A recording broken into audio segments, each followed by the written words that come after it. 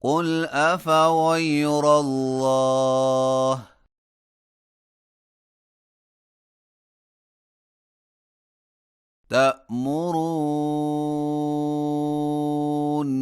تأمروني أعبد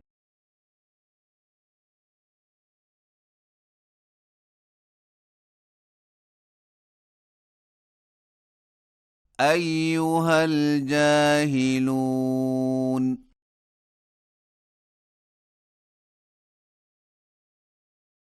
ولقد أوحي إليك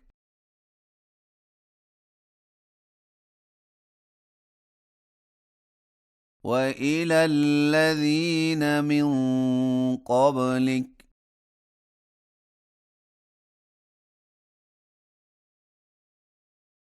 لئن أشركت ليحبطن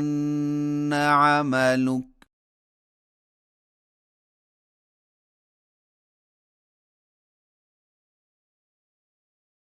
ولتكونن من الخاسرين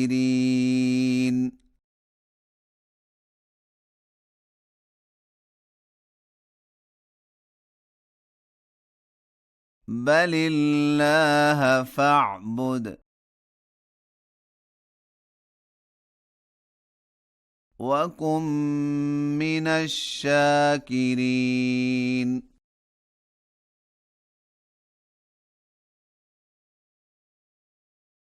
وما قدروا الله حق قدره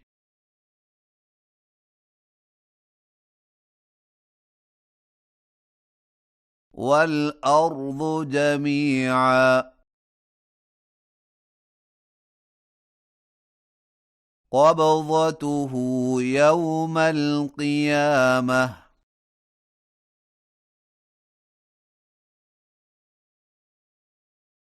والسماوات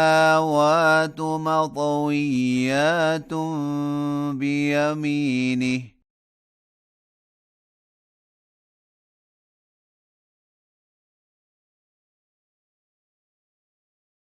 سبحانه وتعالى عما يشركون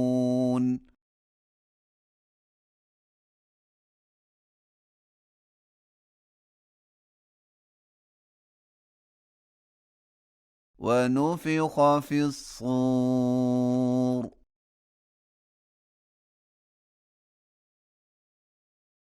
فصعق من في السماوات ومن في الأرض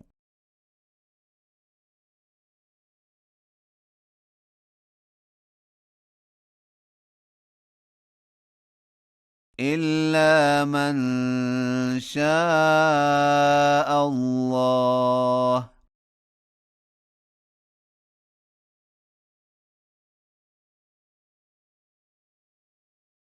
ثم نفخ فيه أخرى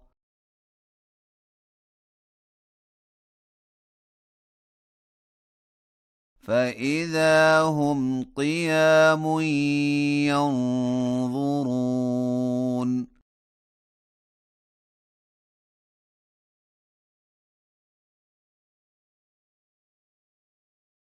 وأشرقت الأرض بنور ربها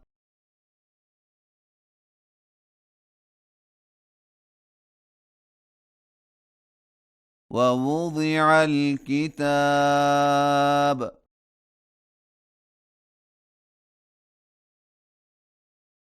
وجيء بالنبيين والشهداء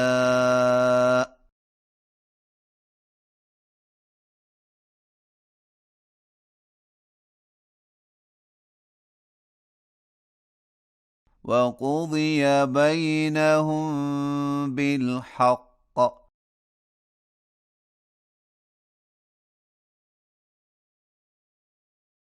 وهم لا يظلمون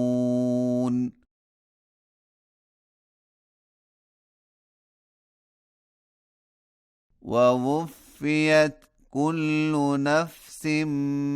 ما عملت